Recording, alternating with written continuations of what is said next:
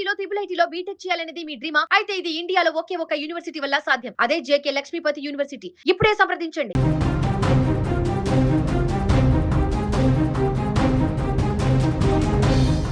ఒకవైపు మోడలింగ్ రంగంలో తనకంటూ ఓ ప్రత్యేక గుర్తింపు తెచ్చుకోవాలన్న కల, మరోవైపు బయటకు చెప్పుకోలేని ఏదో మానసిక వేదన. ఈ రెండిటి మధ్య ఓ యువ జీవితం అర్ధాంతరంగా ముగిసింది. కేవలం 27 ఏళ్ల వయసు, ఎన్నో ఆశలు, మరెన్నో కలలు. కానీ ఊహించని విషాదం ఆ జీవితాన్ని కుటుంబ సభ్యులకు తీరని దుఃఖంగా మిగిల్చింది. కర్ణాటకలోని ఉడిపి జిల్లాలో చోటు చేసుకున్న ఈ ఘటన ఇప్పుడు తీవ్ర విషాదాన్ని నింపింది. మోడల్ శృతి బంగేరా మృతి కుటుంబ సభ్యులను కన్నీటి సంద్రంలో ముంచింది.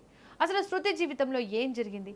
గత కొంతకాలంగా ఆమెను వేధించిన మానసిక ఒత్తిడేంటి? ఆమె ఎదుర్కొన్న పరిస్థితులేంటి? కర్ణాటకలోని ఉడిపి జిల్లాలో విషాద ఘటన చోటు చేసుకుంది.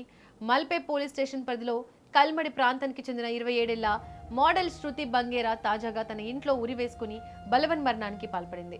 శృతి కొంతకాలంగా మోడలింగ్ రంగంలో కొనసాగుతున్నారు. తనకు నచ్చిన రంగంలో కెరీర్ను నిర్మించుకోవాలనే ప్రయత్నం చేస్తూనే కడియాళలోని ఓ హోటల్లో ఉద్యోగం చేస్తూ జీవితాన్ని ముందుకు తీసుకెళ్తున్నారు. అయితే గత 5 నెలలుగా ఆమె ఉద్యోగానికి వెళ్లకుండా తల్లి రత్న సోదరితో కలిసి ఇంట్లోనే ఉంటున్నట్టు కుటుంబ సభ్యులు తెలిపారు. ఈ సమయంలో శృతి మానసికంగా తీవ్ర ఒత్తిడికి గురైనట్లు కుటుంబ సభ్యులు పోలీసులకు వివరించినట్లు తెలుస్తోంది. కానీ ఆ ఒత్తిడికి అసలు కారణం ఏంటి? ఆమె మనసులో ఎలాంటి బాధ పేరుకుపోయింది? ఆమె ఎదుర్కొన్న సమస్యలేంటి అన్నది ప్రస్తుతం స్పష్టంగా తెలియాల్సి ఉంది. ఇటీవల ఇంట్లో ఉన్న శృతి తన తల్లిని కొంతసేపు బయటకు పంపించింది. ఆ తర్వాత కొద్దిసేపటికే జరిగిన పరిణామాలు కుటుంబ సభ్యులను తీవ్ర దిగ్భ్రాంతికి గురిచేశాయి. శృతి పరిస్థితిని గుర్తించిన కుటుంబ సభ్యులు వెంటనే పోలీసులకు సమాచారం అందించారు. సమాచారం అందుకున్న పోలీసులు అక్కడికి చేరుకుని ఘటనకు సంబంధించిన వివరాలను సేకరించారు.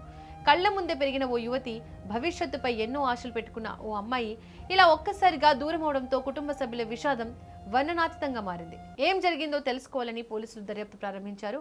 అయితే శృతి గత కొంతకాలంగా మానసిక ఒత్తిడితో బాధపడుతున్నట్లు కుటుంబ సభ్యులు చెబుతున్నారు. ఆ ఒత్తిడికి అసలు కారణం ఏంటి అన్నది ఇప్పటి వరకు స్పష్టంగా తెలియలేదు. వ్యక్తిగత సమస్యలా, ఉద్యోగానికి సంబంధించిన అంశాలా, లేక మరేదైనా పరిస్థితి ఆమెను తీవ్రంగా కలిసివేసిందా? ఈ ప్రశ్నలన్నిటికీ సమాధానాలు ఇప్పుడు పోలీసుల దర్యాప్తుల్లోనే తేలాల్సి ఉంది. శృతి మనసులో ఎలాంటి బాధ ఉందో, ఆమె ఎలాంటి పరిస్థితులను ఎదుర్కొన్నారో, ఆమెకు దగ్గరగా ఉన్న వారికి ఏవైనా సమాచారం ఉందా అనే కోణాల్లో కూడా పోలీసులు వివరాలు సేకరిస్తున్నట్లు తెలుస్తోంది.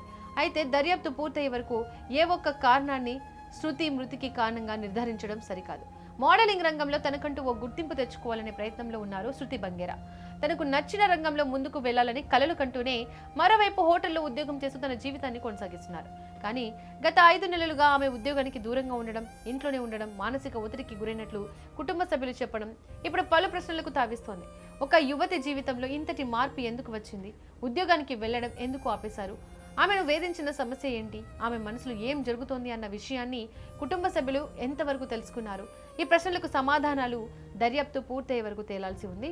శృతి బంగేరా మృతి ఘటనపై పోలీసులు కేసు నమోదు చేసి దర్యాప్తు కొనసాగిస్తున్నారు. కుటుంబ సభ్యుల నుంచి పూర్తి వివరాలు సేకరిస్తూ శృతి గత కొంతకాలంగా ఎదుర్కొన్న పరిస్థితులపై ఆరా తీస్తున్నారు. ఆమె వ్యక్తిగత జీవితం, ఉద్యోగ పరిస్థితులు, ఇటీవల జరిగిన పరిణామాలు, ఇలా అందుబాటులో ఉన్న ప్రతి అంశాన్ని పరిశీలిస్తున్నట్లు తెలుస్తోంది.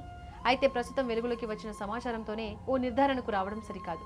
దర్యాప్తు పూర్తయి అధికారికంగా పోలీసులు వెల్లడించే వివరాల ఆధారంగానే ఈ విషాద ఘటనకు సంబంధించిన పూర్తి వాస్తవాలు బయటకు వచ్చే అవకాశం ఉంది.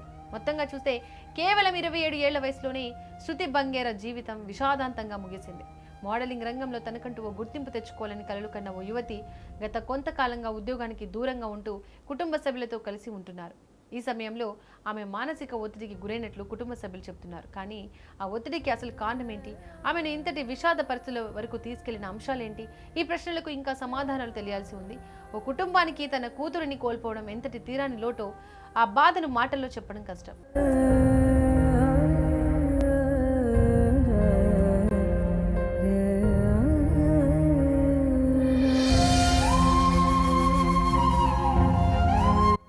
అందుకే మన చుట్టూ ఉన్న వారిలో ఎవరు మౌనంగా బాధపడుతున్నారో మనం ఎప్పుడు గుర్తించలేకపోవచ్చు. ఎవరైనా మానసికంగా ఒత్తిడిలో ఉన్నట్లు కనిపిస్తే వారితో మాట్లాడడం, వారి మాట వినడం, అవసరమైతే నమ్మకమైన వ్యక్తులు లేదా నిపుణుల సలహా తీసుకునేలా ప్రోత్సహించడం చాలా ముఖ్యం. ఎంతటి కష్టమైన పరిస్థితి ఎదురైనా ఒంటరిగా భరించాల్సిన అవసరం లేదని మానసిక నిపుణులు కూడా సూచిస్తున్నారు.